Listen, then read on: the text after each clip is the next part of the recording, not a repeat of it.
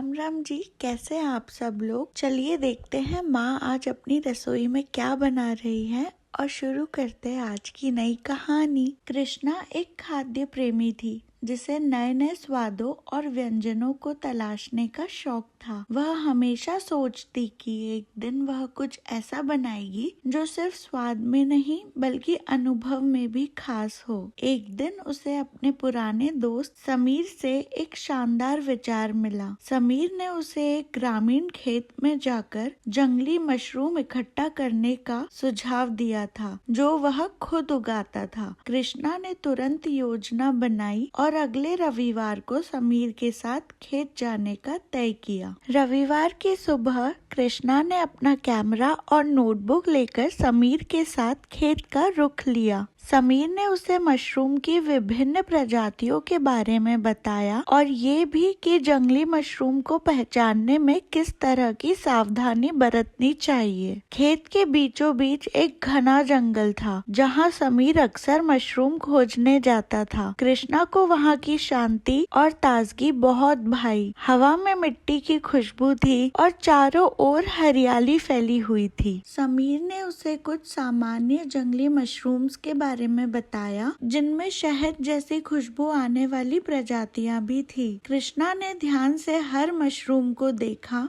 और उनके बारे में जानकारी नोट की। वे दोनों कुछ समय तक मशरूम इकट्ठा करते रहे और कृष्णा को महसूस हुआ कि इस काम में सिर्फ स्वाद नहीं बल्कि प्रकृति से जुड़ने की एक गहरी भावना भी छिपी है। वापस घर लौटते वक्त कृष्णा के हाथों में कुछ बेहतरीन जंगली मशरूम्स थे। अब उसे इंतजार था एक बेहतरीन मशरूम टोस्ट बनाने का। घर आकर उसने अपनी रचनात्मकता का पूरा इस्तेमाल किया। पहले उसने बारीकी से मशरूम को साफ किया और हल्का सा तलने के लिए जैतून का तेल गर्म किया। तेल में उसने लहसुन और ताजे हर्ब्स जैसे थाइम और रोजमेरी डाले। जैसे ही वह मसालेदार खुशबू फैलने लगी, कृष्णा ने मशरूम डालकर उन्हें कुछ देर भूनने दिया। अब बारी थी ब्रेड की। उसने एक अच्छे खमीर वाली सख्त ब्रेड चुनी। ब्रेड को टोस्ट किया और फिर उसे घी से हल्का सा सेक लिया। मशरूम के मिश्रण को ब्रेड पर रखा और फिर ऊपर से थोड़ी सी क्रीम और चीज छिड़की। वह जानती थी कि एक अच्छी सॉस या पेस्ट जोड़ने से यह और भी स्वादिष्ट हो सकती है, इसलिए उसने थोड़ा सा बैम्बू पेस्ट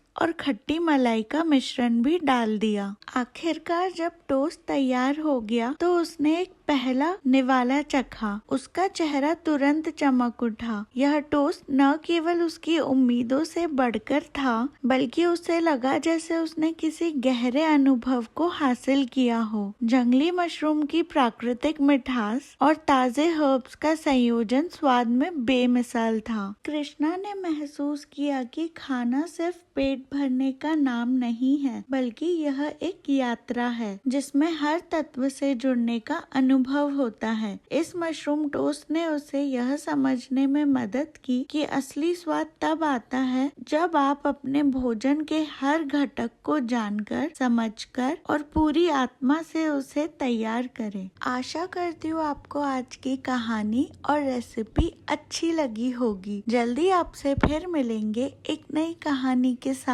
धन्यवाद।